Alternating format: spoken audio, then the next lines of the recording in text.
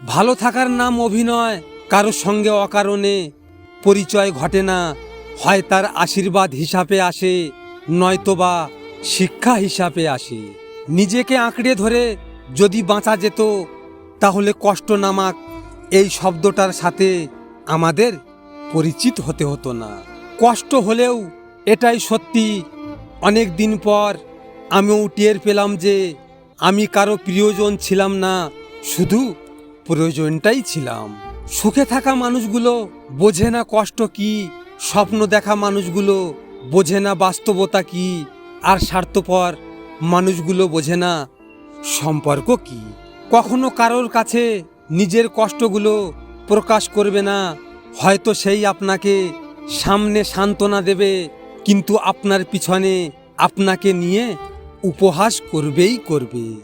নিজের বউয়ের চেয়ে যদি অন্য মেয়ে আপনার চোখে বেশি সুন্দরী দেখায়, তাহলে আপনি ভেবে নেবেন যে আপনার চোখ শয়তানের চোখে পরিণত হয়ে গেছে।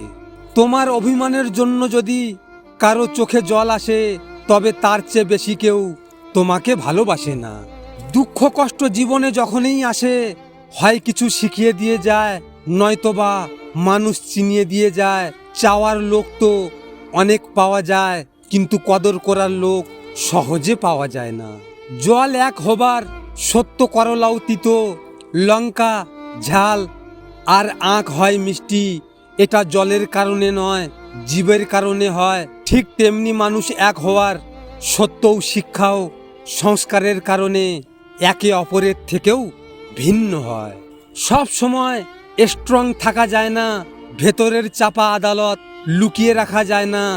জমে থাকা ব্যথাগুলো হঠাৎই চিৎকার দিয়ে বলে ওঠে, আমি আর পারছি না।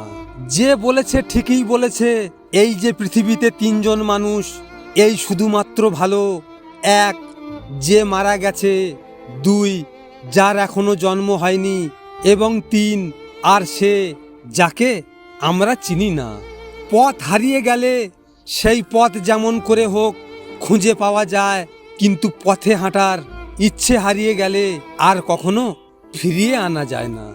স্বার্থের দুনিয়ায় চামচাগিরি করে মাংস ভাত খেয়ে কুকুরের মতো থাকার চেয়ে নিজের ইনকামে আলু সিদ্ধ ভাত খেয়ে নিজের দুনিয়ায় রাজা হয়ে থাকাটাই সবচেয়ে বড় চ্যালেঞ্জের ব্যাপার, যেটা সবাই পারে না। বাবাকে বৃদ্ধ আশ্রমে রেখে এসেছিল এক ছেলে, তারপর হঠাৎ একদিন বাড়িতে নোটিশ এলো, পুরো বাড়িটা খালি করতে হবে, কারণ সেই বাবাটা তার সম্পত্তি বৃদ্ধ আশ্রমে দান করেছেন। জীবনে এমন কিছু কষ্ট থাকে যেগুলো মানুষকে বাঁচতে দেয় না, আর জীবনে এমন কিছু দায়িত্ব থাকে যেগুলো মানুষকে মরতে দেয় না।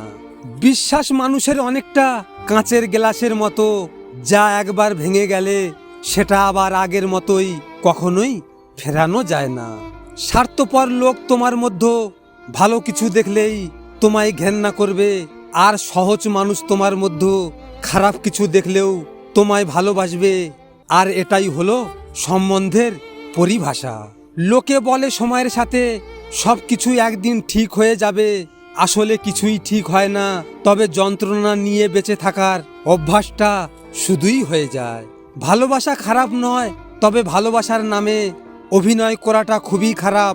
কেউ তোমার কষ্ট দূর করতে আসবে না, এই আশায় বসে থেকো না। ভিডিওটি ভালো লাগলে পাশে থাকবেন, আর হ্যাঁ, নিজের খেয়াল অবশ্যই রাখবেন, কারণ এটা স্বার্থের দুনিয়া।